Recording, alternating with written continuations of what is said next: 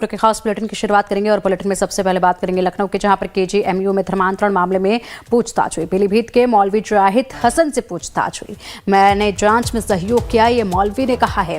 KGMU ने आरोपी doctor को निकालने का फैसला लिया है। शादी से संबंधित सभी जानकारी जो हैं वो साझा की गई हैं। तो पीलीभीत के मौलवी जाहिद हसन से पूछताछ की गई है पूरे मामले में, और ऐसे में मौलवी की तरफ से कहा गया है कि उन्होंने पूरी तरीके से यहाँ पर सहयोग किया है। पूछताछ में जो उनसे पूछा गया वो तमाम सवालों के जवाब जो है उन्होंने दिए हैं, तमाम जानकारियां जो हैं वो साझा कर चुके हैं, और इसी के साथ अब कार्रवाई लगातार आगे बढ़ रही है। बता दें कि केजीएमयू में धर्मांतरण का मामला सामने आया था, जहां पर एक आरोपी डॉक्टर ने एक यहां पर दूसरी डॉक्टर के साथ संबंध बनाए थे, और उसके बाद जब खुलासा हुआ कि ये सिर्फ धर्मांतरण के लिए जाल बिछाया गया था, जिसमें उसको फंसाया गया था, उसके बाद से लगातार ये मामला तूल पकड़ता गया, और इस पूरे मामले को लेकर प्रदर्शन भी अलग अलग देखे गए हैं।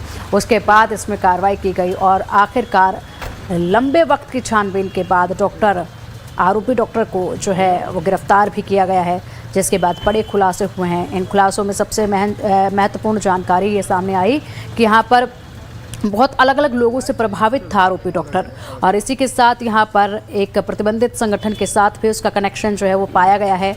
जिस वक्त वो पुलिस से बचते छिपते फिर रहा था, उस वक्त वहाँ से मदद लेने की कोशिश भी उसने की थी, लेकिन बावजूद इसके उसको मदद जो है वो मिली नहीं थी, और ऐसे में एक बड़ा नेटवर्क जो है ये हो सकता है। अधिक जानकारी के लिए हमारे सहयोगी राजीव ओझा का रुख करेंगे। राजीव जी, लगातार बड़ी कार्रवाइयाँ इसमें हो रही हैं, और अब पूछताछ जो है वो की गई है इस पूरे मामले में मौलवी से, जिसमें मौलवी ने कहा है कि मैंने पूरा सहयोग किया है, जो पूछा गया वो तमाम जानकारियाँ जो है साझा की गई हैं। क्या कुछ निकलकर सामने आया इस पूछताछ के बाद? जी देखिए, धर्मांतरण के मामले को लेकर के पहले से माना जा रहा था कि मौलवी की भूमिका भी थी, क्योंकि डॉक्टर रमीज मूल रूप से पीलीभीत का रहने वाला है, तो पीलीभीत के मौलवी का नाम आया है और इससे जांच की गई है।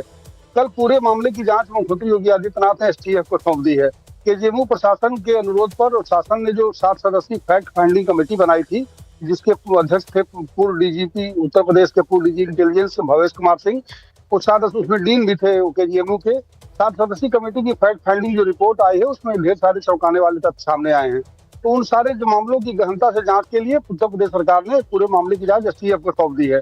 अब एसटीएफ सारे एंगल की जांच कर रही है। इसी बीच जो विश्वविद्यालय में हड़ताल की चेतावनी थी, तो कुलपति डॉक्टर सोनिया नित्यानंद की योगी आदित्यनाथ के साथ मुलाकात के बाद से वो एक दिन की स्थगित हो गई है। माना जा रहा है कि अब हड़ताल स्थगित रहेगी, चूंकि जो कार्रवाई है वो ठोस स्तर पर शुरू हो गई है, और एसटीएफ ने अपनी जांच शुरू कर दी है। इसी बीच जो पीलीभीत के मौलवी का रोल सामने आया था, उसकी भी पूछताछ कर ली गई है।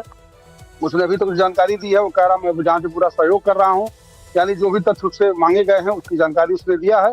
अब आगे जांच एजेंसियां और जो मददगार थे डॉक्टर रमीज को, जो छिपने मदद कर रहे थे, या जो इससे पहले जो अवैध धर्मांतरण के उसके प्रयास में, यौन शोषण के उसके जो प्रयास में जो सहभागी थे, उसमें सहयोग कर रहे थे, उनकी भी भूमिका सामने आएगी। और केजीएमयू प्रशासन के अंदर कौन लोग उसकी मदद कर रहे थे, इसकी भी जांच हो रही है। पता लगाया जा रहा है कि उसके प्रशासन के अंदर से कौन लोग उसकी मदद कर रहे थे। ये सारा तथ्य बहुत जल्दी सामने आने वाला है। जी बिल्कुल, लगातार यहाँ पर बड़े खुलासे जो हैं वो हो रहे हैं। इसी के साथ पूछताछ का दायरा जो है वो काफ़ी हद तक राजीव जी आगे बढ़ता जा रहा है। बहुत से लोग जो हैं इसमें शामिल पाए जाएंगे, क्योंकि ये एक बड़ा नेटवर्क जो चलाया जा रहा था। जिस तरीके से आरोपी डॉक्टर जिस तरीके से जिन लोगों से प्रभावित था, चाहे वो जहांगीर गैंग को लेकर बात की जाए, उसका भी बड़ा पर्दाफाश हुआ, बड़ा नेटवर्क निकला है, उसी से प्रभावित था। तो कहीं अपना एक नेटवर्क बनाने की कोशिश जो है वो की जा रही थी क्या? ऐसे अलग अलग संगठनों से भी इसका जुड़ाव जो है वो पाया गया है। कितनी दायरा और पूछताछ का बढ़ सकता है? अब अगली पूछताछ किससे हो सकती है, इसकी कोई जानकारी सामने आई? ये देखिए, चूंकि केजीएमयू का जो प्लेटफॉर्म है वो पूरी दुनिया में जाना जाता है, वहाँ वो रेजिडेंट डॉक्टर था, तो वो प्रभावित करने के लिए उस प्लेटफॉर्म का इस्तेमाल कर रहा था। यानी जो लड़कियों को झांसा देने की कोशिश हो रही थी वहां पर, तो एक डॉक्टर के रूप में वो एक बड़ा मामला है। तो माना जा रहा है कि इसका रैकेट अगर कहीं बड़े स्तर पर जुड़ा होगा, तो ढेर सारी लड़कियों को इसमें प्रभावित करने की कोशिश की होगी। इसका मोबाइल नंबर मिला है, उसकी फोरेंसिक ऑडिट कराई जा रही है, उससे पता चलेगा किन की लड़कियों के संपर्क में था, उनको किस तरह झांसे देता था, और किस गिरोह के संपर्क में था, क्या था। जी ठीक है राजीव जी, बहुत शुक्रिया आपका इन तमाम जानकारियों के लिए। पूरी कार्रवाई पर आप नजर बनाए रखिएगा, अपडेट आपसे हम लेते रहेंगे। केजीएमयू, लव जिहाद, धर्मांतरण और बवाल